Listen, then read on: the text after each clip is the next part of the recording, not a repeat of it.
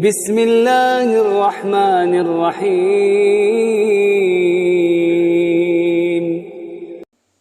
Tema kultum yang diberikan oleh takmir kepada kami pada malam hari ini adalah puasa Ramadan tapi safar judulnya.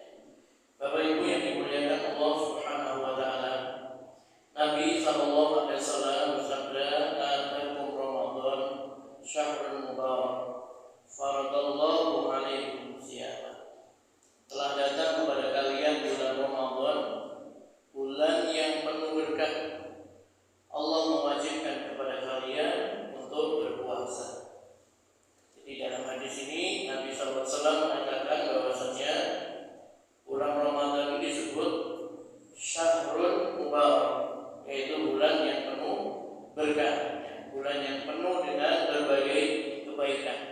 Di bulan ini Allah Subhanahu wa taala mencurahkan rahmatnya kepada hamba-hambanya, orang-orang yang beriman yang melaksanakan ibadah puasa Ramadan karena Allah Subhanahu wa taala, dirahmati, disayang oleh Allah Subhanahu wa taala.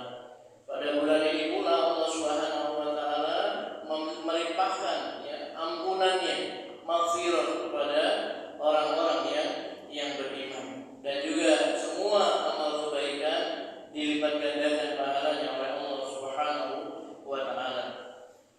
Kemudian Nabi katakan di bulan itu, di bulan Ramadan, Allah mewajibkan puasa atas kalian.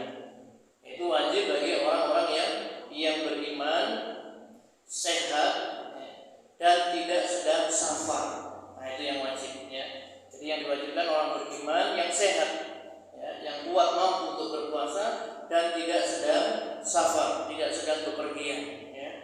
Kemudian muncul satu pertanyaan, bagaimana dengan orang yang safar, orang yang bepergian? Para ulama sepakat bahwasanya musafir, orang yang sedang melakukan perjalanan, boleh untuk berbuka, boleh untuk tidak berpuasa, bukan wajib, tetapi boleh. Berdasarkan firman Allah Subhanahu wa taala dalam surah Al-Baqarah 184, "Faman kana minkum maridan aw ala safarin fa iddatun min ayyamin ukhra." Maka barang siapa di antara kamu sakit atau dalam perjalanan lalu ia berbuka, maksudnya tidak berpuasa, maka wajib baginya berpuasa sebanyak hari yang ditinggalkan itu pada hari-hari yang lain. Jadi kalau safar, bepergian, dia boleh untuk tidak berpuasa, boleh berbuka. Tetapi para ulama menetapkan dua syaratnya. Safar yang diberikan rukhsah, diberikan keringanan oleh Allah Subhanahu wa taala untuk boleh tidak puasa tadi. Yang pertama adalah safarnya itu dalam rangka ketaatan.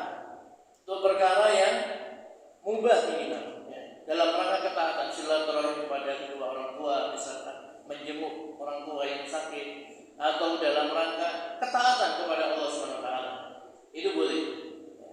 Tetapi kalau dalam rangka maksiat, maka tidak ada keringanan, karena dalam satu kaidah disebutkan maksiat tidak dapat dijadikan sebab untuk mendapatkan rukhsah atau keringanan. Itu syarat yang pertama, Jadi boleh apabila safarnya itu dalam rangka ketaatan kepada Allah Subhanahu wa taala. Yang kedua, jarak safarnya itu adalah sejauh yang dibolehkannya seseorang untuk mengqashar salatnya, meringkas salat. Nah, ini macam-macam para ulama. Kalau Ibnu Umar mengatakan minimal 96 mil. Kalau dulu perjalanan selama 3 hari 3 malam, itu baru boleh dia ini mengqashar salatnya. Kalau Ibnu Abbas minimal 30 mil. Yang lain mengatakan 72 mil, 18 mil dan lain sebagainya. Adapun mayoritas ulama jumhur tidak melihat berapa jaraknya. Yang penting dia ini sudah niat untuk bersafar, maka dia boleh untuk berbuka, boleh tidak berpuasa.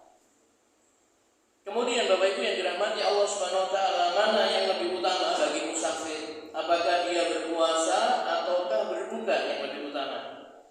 Para ulama memberikan rincian sesuai dengan kondisi masing-masing musafir. Yang pertama, bagi mereka yang merasa berat untuk puasa sesudah Ramadan dan dia tidak merasa berat ya, safar dengan menjalankan puasa, maka yang lebih utama puasa ketika safar. Ini adalah pendapat mazhab Hanafiyah, Malikiyah, dan Syafi'iyah. Jadi pendapat yang pertama, kalau dia ini sulit, berat untuk mengqadha di waktu yang lain, dan dia ketika safar itu tidak keberatan, ya, bisa dia berpuasa dengan safar itu, maka dia yang lebih utama adalah puasa meskipun dalam keadaan safar. Ya. Ini mazhab Syafi'iyah, Malikiyah, dan Hanafiyah.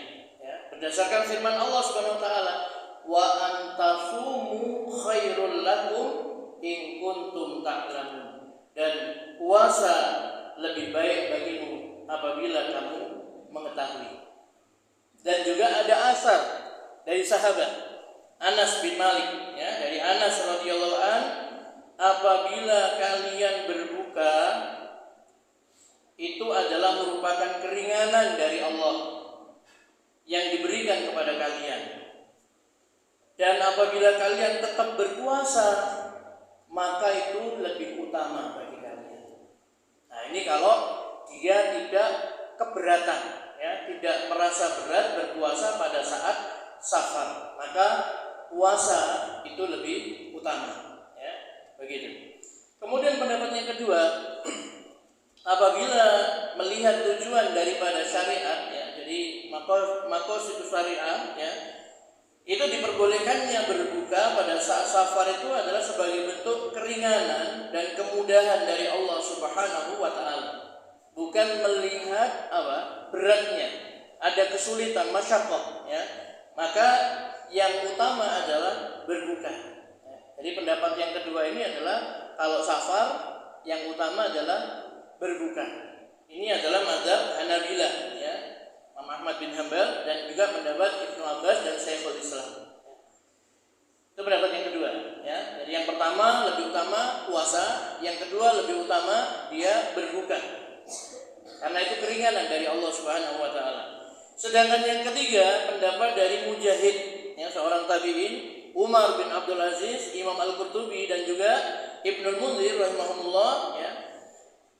Kata beliau, ya, yang mana yang mudah bagi mereka? Bagi musafir itu yang paling ringan yang mana? Yang paling tidak memberatkan itu yang mana? Kalau puasa pada saat safar itu lebih ringan daripada dia harus mengqadha puasa di hari yang lain, maka lebih utama dia ini puasa. Ya, jadi saya ulangi lagi, kalau berpuasa pada saat safar lebih ringan daripada mengqadha puasa di hari yang lain, maka dia lebih utama puasa. Sebaliknya, kalau dalam safar itu berat kalau dia puasa, ya, maka dia lebih utama berbuka. Intinya apa, masyarakat muslimin yang dirahmati Allah Subhanahu wa taala, adalah sesuai dengan kondisi atau keadaan musafir, ya. Kalau dia sanggup, tidak memberatkan, lebih utama puasa. Kalau kira-kira memberatkan, lebih utama dia berbuka, ya. Dan penting untuk dipahami bersama bahwa Nabi Shallallahu Alaihi Wasallam dan para sahabat radhiyallahu anhum tidak mengingkari dan tidak mencela orang yang puasa dan orang yang berbuka pada saat safar. Jadi di masa Nabi pun ada orang-orang yang puasa, ya, meskipun safar, ada juga yang berbuka, ya, pada saat safar. Dan Nabi serta para sahabat tidak mencela, ya, mereka, tidak mengingkari mereka. Sebagaimana di dalam riwayat, ya, dari Ibnu Abbas, Abu Sa'id Al-Khudri, Anas bin Malik, dan yang lainnya, kami bersafar bersama Rasulullah Sallallahu Alaihi Wasallam pada bulan Ramadan. Orang yang berpuasa di antara kami tidak mencela orang yang berbuka, dan orang yang berbuka tidak mencela orang yang berpuasa. Jadi di kalangan sahabat pun dulu ada yang puasa pada saat safar, ada yang berbuka pada saat safar. Yang puasa tidak mencela yang berbuka tidak mencela yang berpuasa. Nah, jadi ini teladan dari Nabi Sallallahu Alaihi Wasallam dan juga para sahabat. Jadi boleh bagi orang yang safar, kalau dia kuat mampu berpuasa boleh berpuasa, ya. Seperti itu. Kalau dia mau berbuka itu juga tidak apa-apa, ya, seperti sesuai dengan keadaan bagi masing-masing. Kemudian khusus bagi orang yang kesehariannya memang safar dia terus setiap hari, seperti pilot pesawat terbang, ya, seperti masinis, supir truk, supir bis dan lain sebagainya, ini dirinci oleh para ulama, ya. Yang pertama adalah orang yang kesehariannya safar, ya, dan tidak berat menjalankan puasa, maka yang utama adalah tetap berpuasa. Kenapa? Karena kecil sekali kemungkinan untuk mengqadha puasa, ya, karena sehari-harinya dia memang selalu safar. Gimana? Pilot pesawat terbang tiap hari, masinis juga begitu setiap hari, ya. Maka kalau dia ringan berpuasa lebih utama bagi dia, ya. Karena kecil kemungkinan dia untuk mengqadha puasanya, ya, di hari yang lain. Kemudian yang kedua, orang yang kebiasaannya safar dan puasa akan memberatkan dirinya dan dia ada kesempatan untuk menetap di rumah atau singgah di satu kota, maka dia boleh berbuka pada saat safar dan mengqadha pada saat libur. Pas prei, ya, tidak tugas, tinggal di satu kota, dia puasa, mengganti puasanya. Jadi pada saat safar dia boleh berbuka kalau memang itu berat. Tetapi kalau dia kuat, lebih utama berpuasa, ya. Adapun yang ketiga, yang terakhir, ya, orang yang kebiasaan safar tetapi safarnya itu terasa di rumah. Safar tapi seperti di rumah sudah. Seperti nahkoda kapal, awak-awak kapal, ya, yang ada di lautan berminggu-minggu bahkan berbulan-bulan di atas kapal, itu kan seperti di rumah, ya. Maka dia ini disunahkan, dianjurkan untuk berpuasa, ya. Karena memang berbulan-bulan dia tinggal di kapal itu, tugasnya di pelayaran itu, ya. Nahkoda, kapten kapal itu dan sebagainya. Maka di situ. Nah, kemudian yang keempat, dalam mazhab Syafi'i, ya, orang yang sehari-harinya safar, ya, haram dia ini berbuka puasa kecuali kalau dia mendapatkan kesulitan. Hari-harinya setiap hari memang dia ini safar, maka dia ini tidak boleh tidak berpuasa, ya, haram berbuka puasa kecuali kalau memang dia tidak mampu puasa, berat baginya puasa. Nah, inilah Bapak Ibu yang dirahmati Allah SWT, perkara yang berkenaan dengan orang yang safar tapi dia juga masih melaksanakan ibadah puasa. Jadi monggo pada masing-masing diukur, kalau memang sanggup untuk berpuasa saat safar, puasa lebih utama, atau mau berpuasa